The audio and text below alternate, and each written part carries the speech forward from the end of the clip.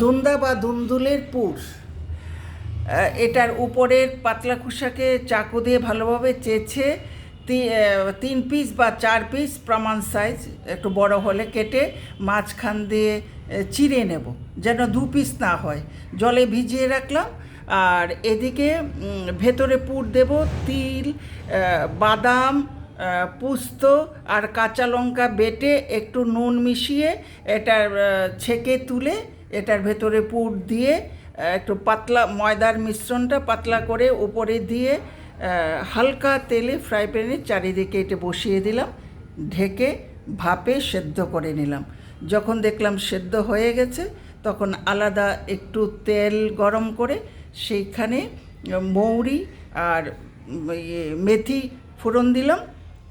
আর রাই শস্যর সাথে একটু কাঁচা লঙ্কা বাটা বেটে নিয়েছি, ওটা দিলাম, হলুদ, একটু চিনি আর একটু নুন।